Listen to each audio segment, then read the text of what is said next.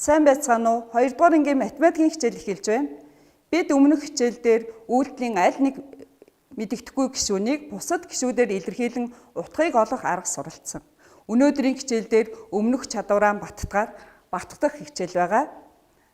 За тэгэд өнөөдөр хамгийн чухал нь хүүхдүүдээ илэрхийллийг үнэн байлгах тэмдэг тоог олоод түүнийгээ маш сайн тайлбарлаж унших арга суралцах учраас багшигээ дагаад тайлбарлан давтан унших юм шүү. За ингээд нэгдүгээр тасгалаа ажиллая.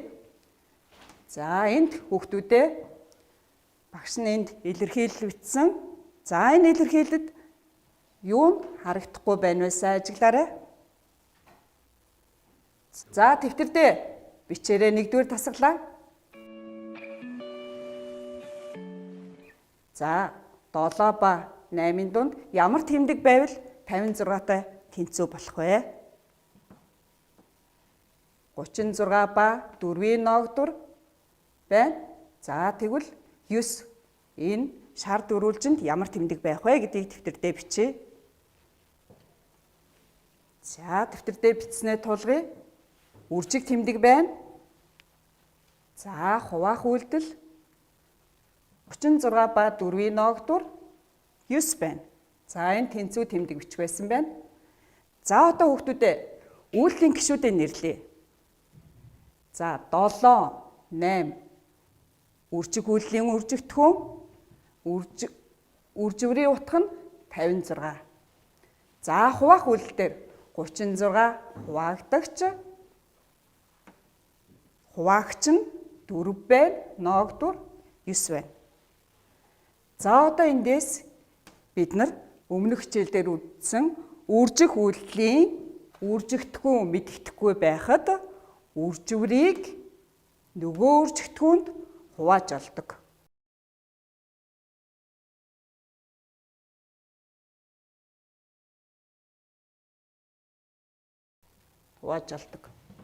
За энд хуваах үйлдэлийн хуваагдагч мэддэхгүй үед ноогдвор хуваагчийг үржүүлж олдог. За үржих үйлдэлийн бид нар энд үржигдэхүүнүүдийн байрыг солиё. 8-ыг ихэндээ бичиж, үржих нь 7.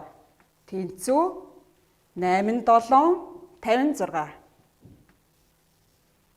8, 7, 56.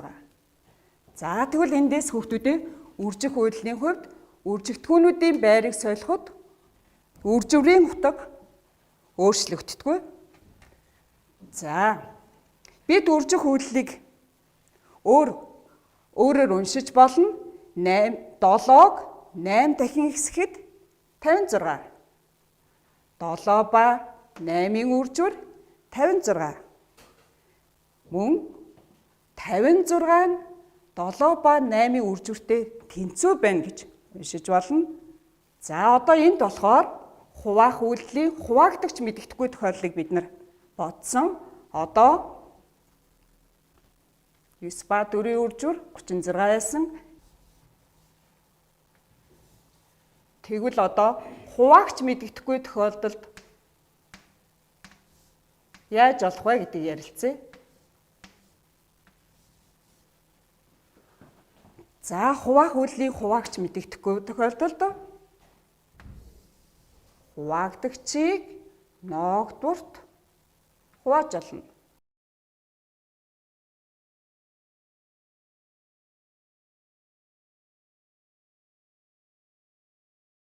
За 2 дугаар тасгал бид арай өөр тасгалыг ажиллая хүүхдүүдээ.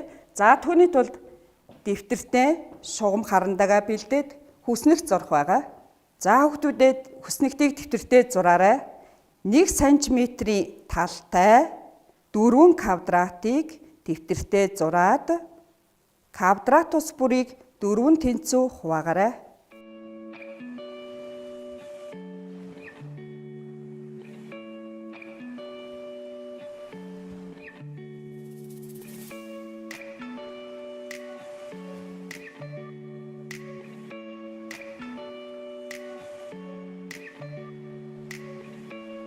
Квадрат дээр дараах тоонуудыг бичье.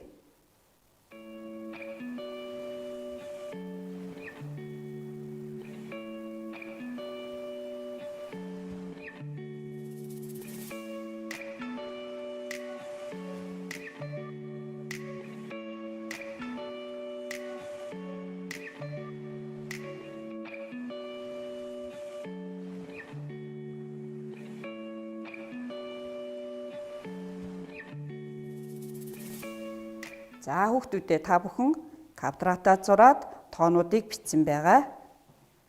За тэгвэл квадратад тоо бичсэн үнийгээ бид нар тоот тор гэж нэрлэдэг. Энэ тоот торонд зарим тоонууд орхигдсон байгааг хүүхдүүдээ харж байна. Ингээд орхигдсон тоог олъё. За дэвтэртээ нөхөөд бичээрэй хүүхдүүдээ.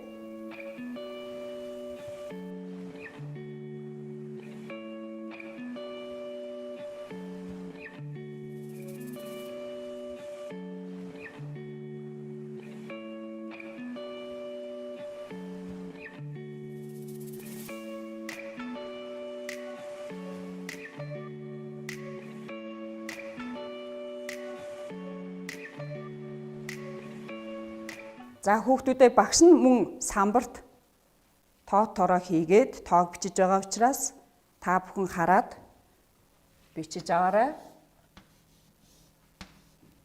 За хүүхдүүдээ бичээд дууссан бол одоо хоосон нүдийг нөхье. За эхний дүрсээр сайжиглаарай. За 4 ба 5-ын тооноос энд 20 гэсэн тоо гарсан байна. Энд ямар үйлдэл байх вэ хүүхдүүд вэ? За, үржүүлэх үйлдэл хийсэн байна, тийм ээ. За, 4 ба 5-ын үржүүр 20. За, тэгвэл одоо багны дагуу харъя. 4-ийг хэдээр үржүүлвэл 32 гарах вэ? Бид нар яаж болох вүлээ? 32-ыг 4-т хуваана. Ингээд 4-ийг 8-аар үржүүлвэл 32 гарах нэ. За дараа нь 5-ыг хэдээр үржүүлвэл 15 гарах вэ? 5-ыг 3-аар үржүүлвэл 15 гарна. За хүүхдүүдээ энэ аргаараа тоот торын гадна бичигдсэн тоон үржүр байна уу, нийлбэр байна уу, ялгуур байна уу, ноогдур байна уу гэдгийг хараад бид бүхэн эдгээр тоот торыг нөхлөө. Та бүхэн нөхсөн өөрсдийн нөхсөнтэйгөө багшихыгээ сайн тулгаж хараарай.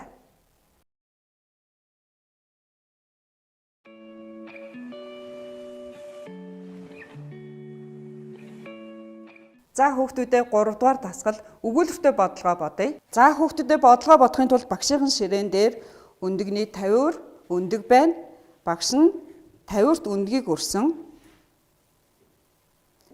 Энд нийт хичнээн өндөг байна вэ гэдгийг олъё. За түүний тулд өндгөө зургаар илэрхийлье. Энд бид нийт өндөгний тоог олно. Нийт өндөгний тоог олно.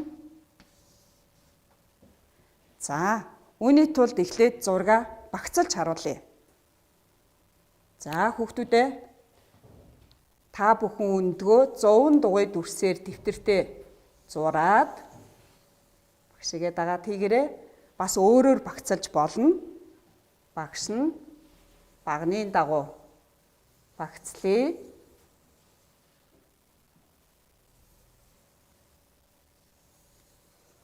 Гурав. Ингээд 4 багц оллоо. За түүнийг хүүхдүүдээ загвараар харуулъя. 4 хэсэг гэдгийг загвараар харуулъя. За үүнийг дагаад дэвтэр дээр зуръя. 4 хэсэг учраас 1 2 3 4 гэд хуваалаа. За нэг хэсэгт 3 өндөг байна. Тэгвэл 50-т нийт хичнээн өндөг байсан бэ. За үүнийг яаж олох вэ хүүхдүүдээ? Хэсгийн тоон 4 байна. Нэг хэсэгт ноогдох тоон 3. 4 3-ийн 12 өндөг. 4 3-ийн 12 өндөг.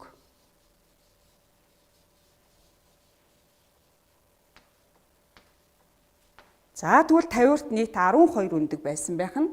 За дараагийн дасгал дээр хүүхдүүдээ энэ бодлогоо арай нөхцөлийг нь өөрчилж бодъё. 4 ба 3-ын үржвэр 12 байдаг гэж бид оллоо. Нийт тоо 12. За тэгвэл дараагийн бодлогыг бодохын тулд багш нь дахиад нэг өөр 50 байна. За энэ 50-т та бүхэн сайн хараарай. Нэг 50-т 6-гаар өрхөөр байгаа. Тэгвэл нийт 12 өндгөө 6-6-гаар өрөх юм бол нийт хэдэн игнэнд өрөх вэ? За тэгвэл игнэний тоог олохын тулд бид нар мэддэхгүй байгаа дөрвөснээр тэмдэглэе. За нэг игнэнд 6-6-гаар өрье. За энэ тэнцүү илэрхийллээ уншиж үзье. 4 ба 3-ын үржвэр нь хэд ба 6-гийн үржвэртэй тэнцүү вэ? За энийг тэмдэгтээ бичээрэй хүүхдүүдээ, тэнцүү илэрхийллийг тэмдэгтээ бичээрэй. За хоосон дөрвөлжин тохирох тоог бичээ. За хүүхдүүдээ та бүхэн хариуг олсон ба. За тэгвэл 2 ба 6-гийн үржвэр 12 байх нь. Тэгвэл 2 ба 6-гийн үржвэр нь 4 ба 3-ын үржвэртэй тэнцүү.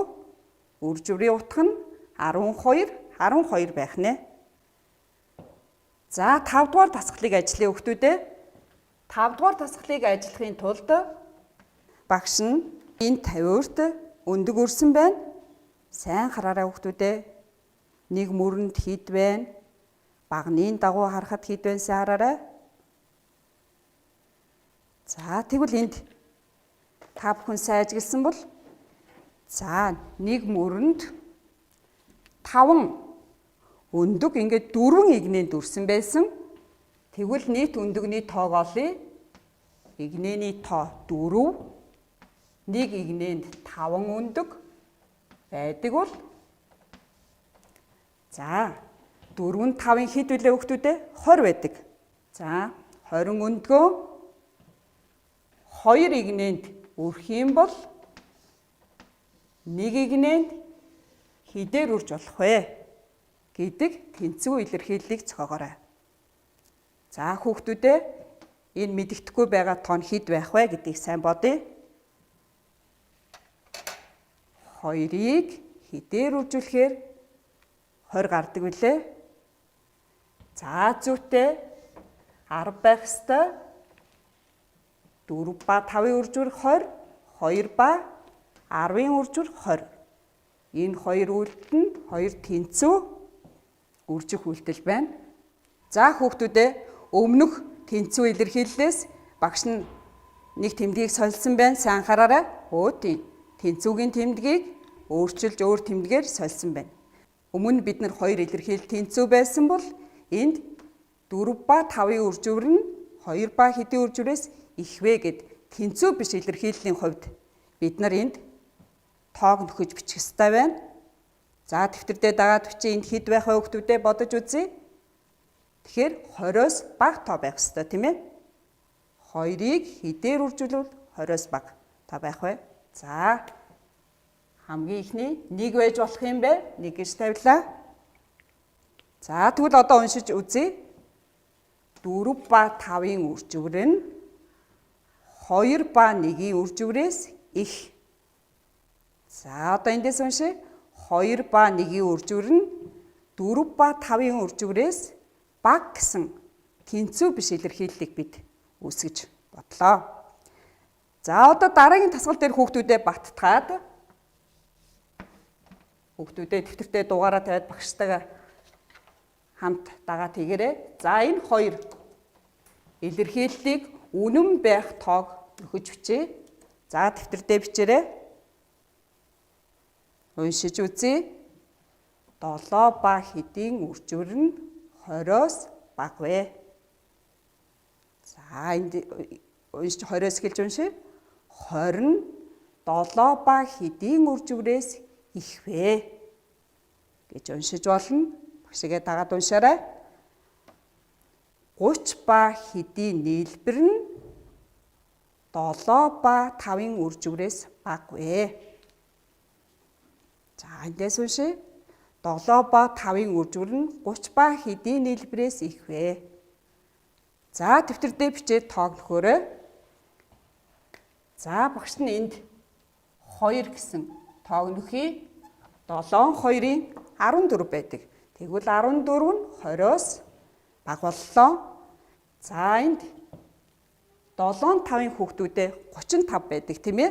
Тэгэхээр 35-аас бага байхын тулд энд олон боломжтой. За багш нь аль нэг боломжийг бичээ. Та нар дэвтэртээ бүх боломжийг бичиж болно шүү. За 30 ба 4-ийн нийлбэр 34 35-аас бага боллоо.